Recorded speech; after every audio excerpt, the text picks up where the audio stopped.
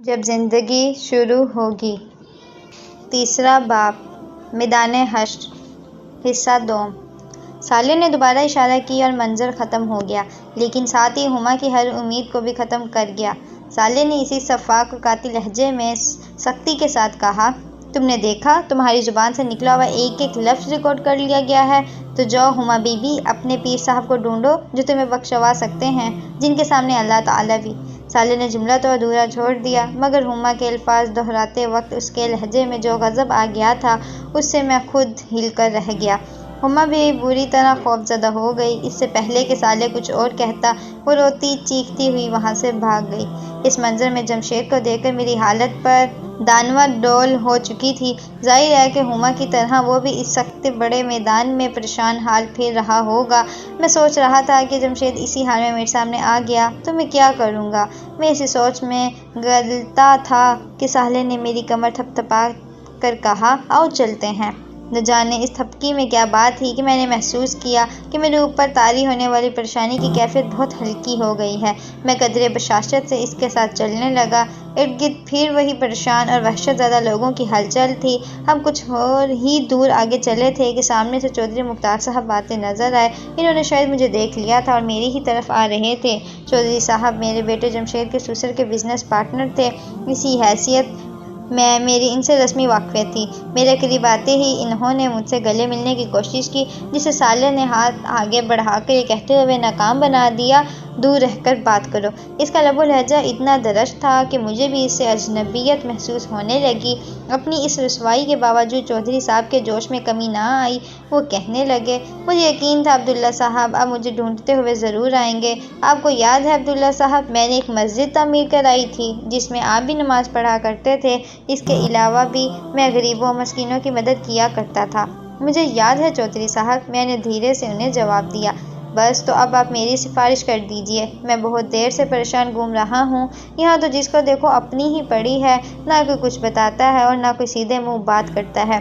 یہ آخری بات کہتے ہوئے انہوں نے بے اختیار صالح کی طرف دیکھا۔ میں نے بھی گردن گھما کر صالح کی طرف دیکھا۔ اس نے لمحے بھر کے لیے مجھے دیکھا اور پھر چودھری صاحب کے چہرے پر نظریں گاڑتے ہوئے بولا، آپ نے مسجد ضرور بنوائی تھی، مگر اللہ تعالیٰ کے لیے نہیں بلکہ اپنی نیک نامی کے لیے۔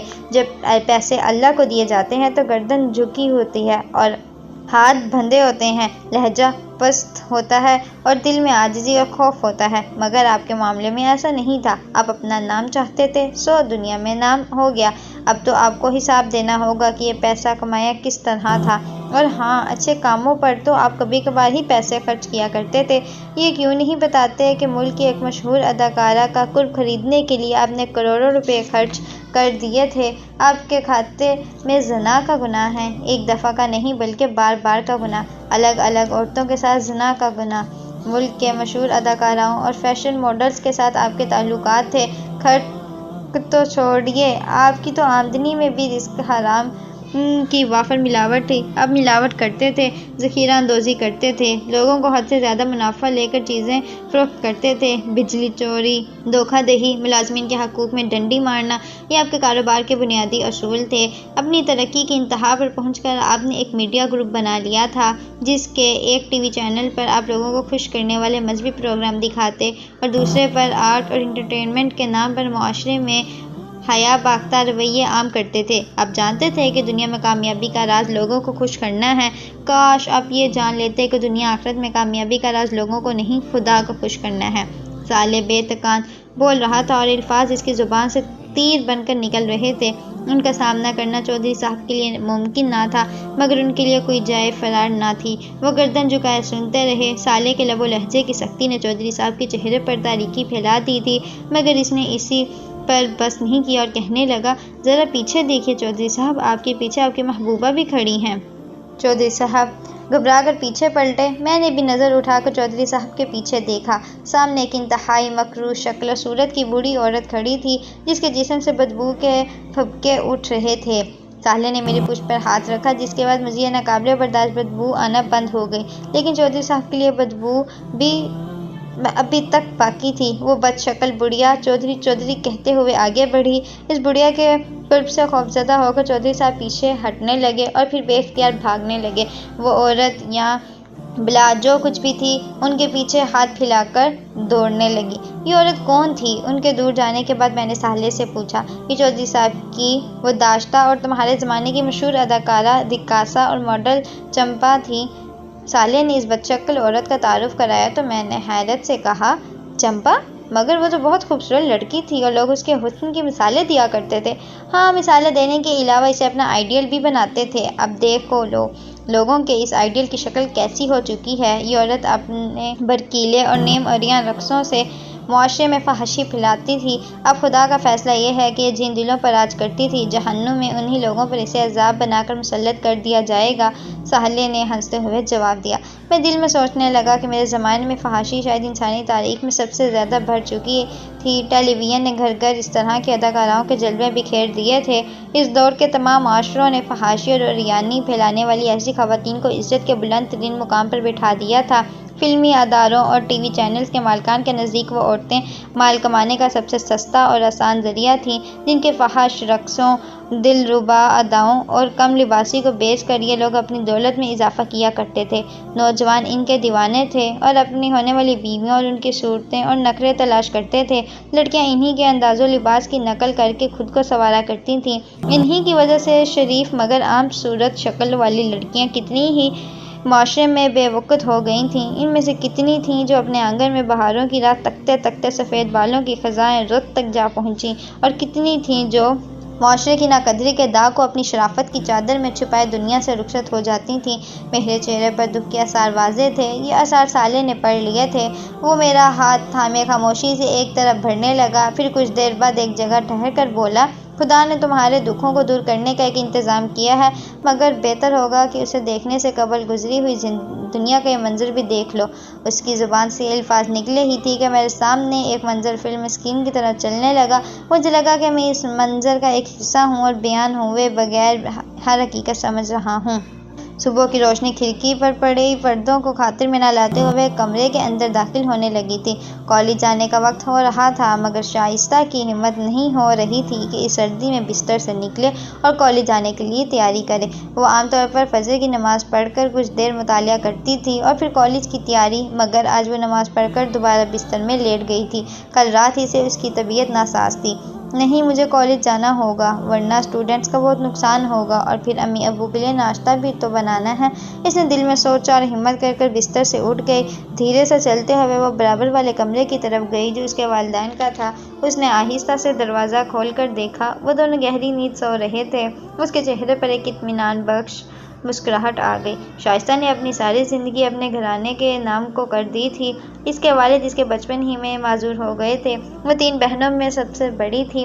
والدہ نے سلائی کر کے بمشکل تمام انہیں پڑھایا تھا۔ تعلیم مکمل کر کے اس نے پہلے اسکول اور پھر ایک پرائیویٹ کالج میں پڑھانا شروع کر دیا۔ وہ اس کے خواب دیکھنے کے دن تھے۔ وہ بہت خوبصورت تو نہیں تھی، لیکن نوجوانی خود ایک حسن ہوتی ہے، مگر اس کی زندگی میں نوجوانی کا مفہوم بس ایک ذمہ داری تھا جس میں خوابوں اور خواہشوں کی کوئی گنجائش نہ تھی۔ گھر کا خرچہ، والد کا علاج، مکان کا کرایہ اور چھوٹی بہنوں کی تعلیم۔ دونوں چھوٹی بہنیں خود شکل تھیں۔ بڑی ہوئیں تو آنے والے ہر رشتے کا رخ انہی کی طرف تھا۔ شائستہ راہ کی دیوار نہیں بنی اور خوشی خوشی بہنوں کو ان کے گھر آباد کر دیا۔ یہ ذمہ داریاں پورے کرتے کرتے اس کی جوانی ڈھلتی چلی گئی اور اب وہ اپنے بوڑھے والدین کا بوجھ اٹھانے کے لیے تنہا رہ گئی تھی۔ ان حالات میں ان کا سہارا خدا کی ذات تھی۔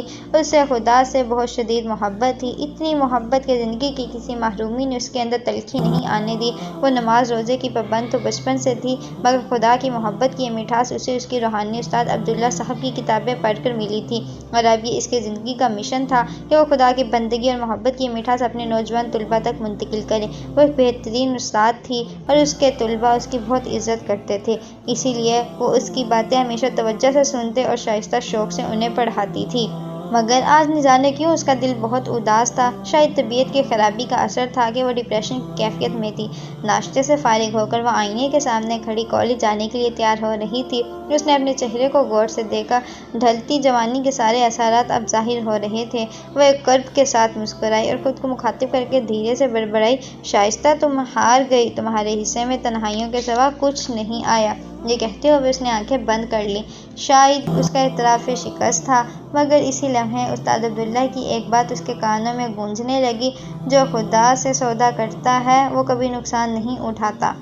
ایک مسکراہٹ کے ساتھ اس نے آنکھیں کھولی اور ٹھہرے ہوئے لہجے میں بولی، دیکھتے ہیں، دیکھ لیں گے، اب وقت ہی کتنا بچا ہے۔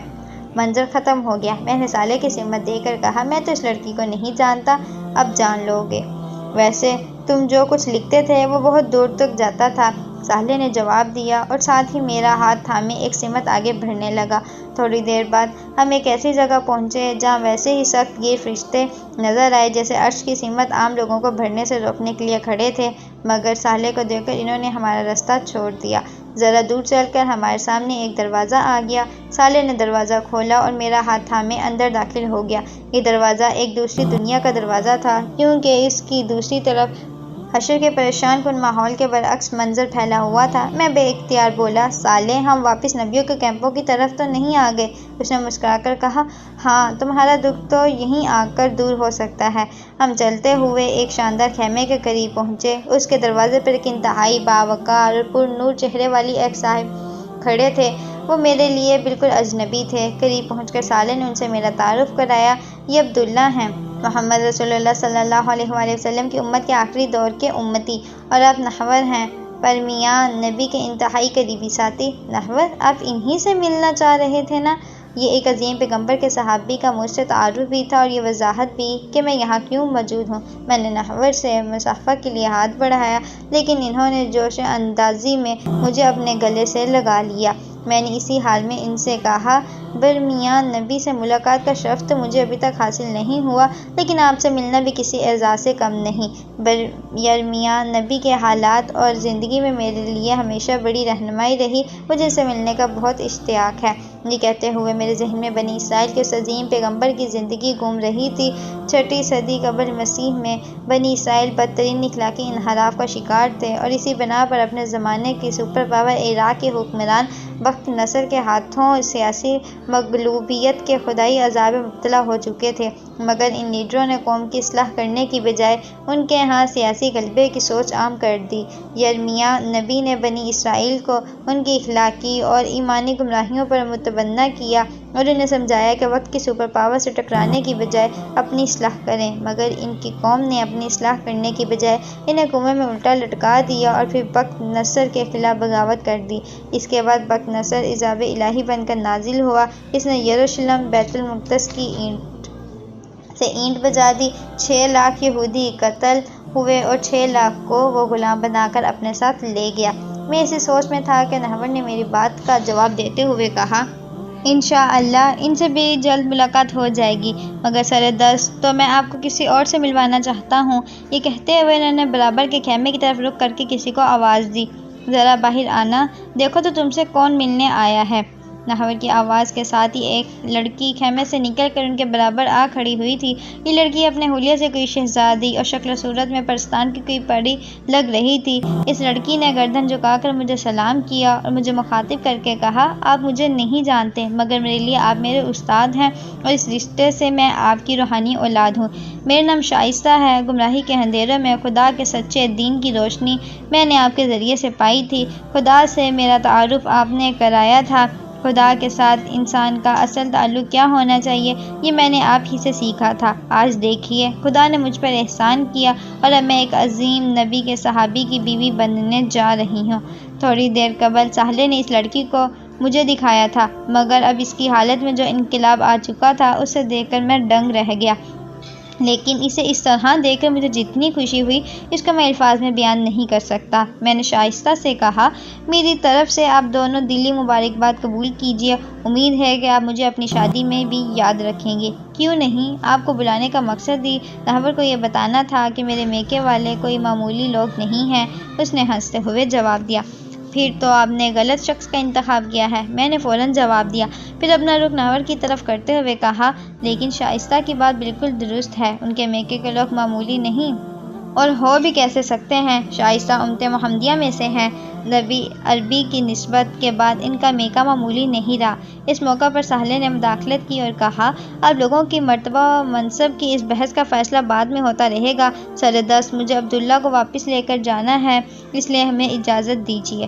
نحور اور شائستہ سے اجازت لے کر ہم دونوں وہاں سے رخصت ہو گئے اور واپسی پر صالح مجھ سے بولا، ہو گیا نا تمہارے دکھ کا مداوا؟ میں نے خدا کی اپنے بندوں پر عنایت کا جو مشاہدہ بھی کیا تھا، اس نے میری قوت گویہ سلب کر لی تھی، اس لیے میں خاموش رہا۔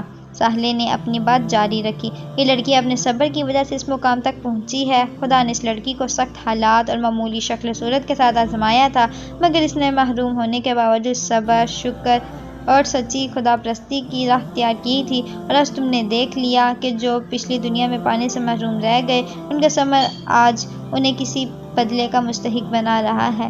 میں چلتے چلتے رکا، اپنی نظریں اٹھا کر آسمان کو دیکھا، آسمان والے کو دیکھا اور پھر اپنی گردن جھکا لی۔